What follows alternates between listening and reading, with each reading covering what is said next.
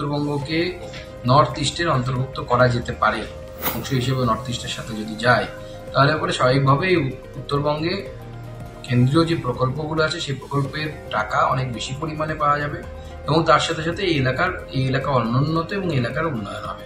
এবং আমার মনে হয় রাজ্য সরকারেরও এতে বাধা থাকবে না বা রাজ্য সরকারের সহযোগিতা আমরা পাবো। বাংলাকে টাকা দেয়া যাবে না, বাংলার বকেয়া দেয়া যাবে না, 100 দিনের টাকা দেয়া যাবে না, আবাসের টাকা দেয়া যাবে না, এগুলো তো গর্ব করে দিল্লিকে বলে এসছেন এই সুকান্ত বাবুরা।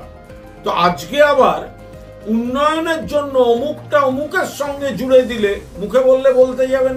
প্রধানমন্ত্রীর সাথে আমি দেখা করেছি এবং দেখা করে মাননীয় প্রধানমন্ত্রীর হাতে একটি প্রস্তাব তুলে দিয়ে এসেছি, আপাতত যে একটি প্রেজেন্টেশন তুলে দিয়ে এসেছি যাতে নর্থ ইস্টের সাথে উত্তরবঙ্গে সিমিলারিটি কী কী আছে এবং তার ফলে উত্তরবঙ্গকে নর্থ ইস্টের অন্তর্ভুক্ত করা যেতে পারে এই ধরনের প্রপোজাল আমি মাননীয় প্রধানমন্ত্রীকে দিয়েছি।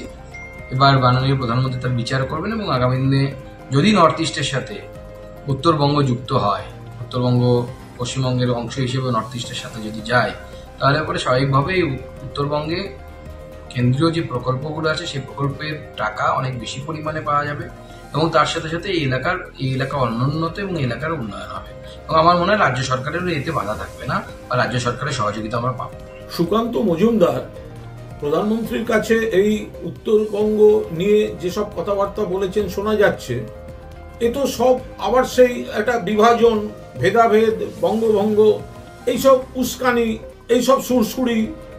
ওনারা উন্নয়নের বিরোধী, এসব উত্তর দক্ষিণ এসব ভাগ করবেন পরে। বাংলাকে টাকা দেয়া যাবে না, বাংলার বকেয়া দেয়া যাবে না, 100 দিনের টাকা দেয়া যাবে না, আবাসের টাকা দেয়া যাবে না, এগুলো তো গর্ব করে দিল্লিকে বলে এসছেন এই সুকান্ত বাবুরা।